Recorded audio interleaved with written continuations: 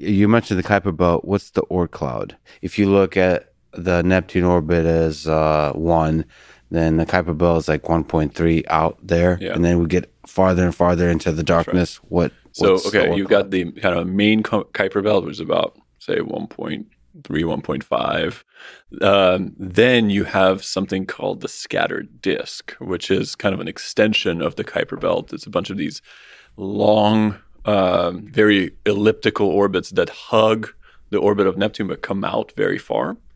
So that the scattered disk, with the current senses, like some of the longest orbits we know of, have a semi-major axis, so half the orbit length, roughly speaking, of about 1,000 times the distance between the Earth and the Sun.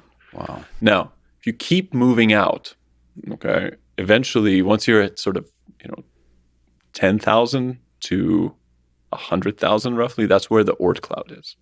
Now, the Oort cloud is a distinct population of icy bodies and is distinct from the Kuiper belt. In fact, it's so expansive that it ends roughly halfway between us and the next star. Its edge is just dictated by to what extent does the solar gravity reach. Solar gravity reaches that far? Yeah. So it has to. Wow. Yeah. So, in fact, imagining this is a little bit overwhelming. So there's like a giant, like vast, icy rock thingy.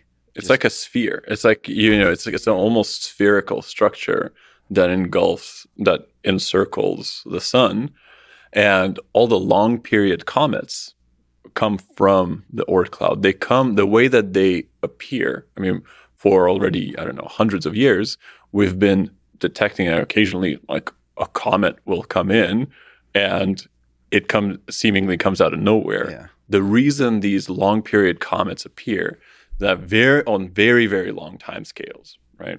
These Oort cloud objects that are sitting, 30,000 times as far away from the sun as is the Earth, actually interact with the gravity of the galaxy, effectively the tide that the galaxy exerts upon them, and their orbits slowly change and they elongate to the point where once their closest approach to the sun starts to reach a critical distance where ice starts to sublimate, then we discover them as comets because then the ice comes off of them. Wow. They look beautiful on the night sky, etc. But they're all coming from, really, really far away. So are any of them coming our way from collisions? Like how many collisions are there? Or is there a bunch of space for them to move around? Yeah, there's zero. It's completely collisionless. Out there, the physical radii of objects are so small compared to the distance between them, right? It is truly a collisionless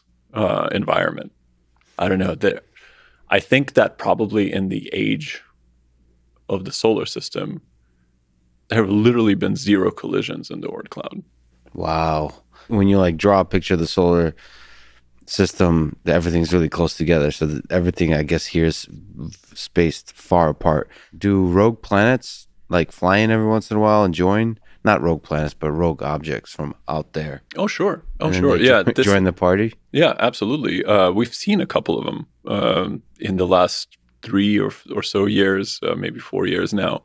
The first one was the one called Oumuamua. It's been all over the news. The second one was Comet Borisov, discovered by a guy named Borisov. Yeah, so the way they're coming from elsewhere is unlike solar system objects, which travel on elliptical paths around the sun. These guys travel on hyperbolic paths. Mm-hmm. So they come in, say hello, and then they're gone. And the fact that they exist is totally not surprising, right? Mm-hmm. The Neptune is constantly ejecting Kuiper belt objects into interstellar space. Our solar system itself is sort of leaking icy debris and ejecting it. So presumably every planetary systems around other stars do exactly the same thing.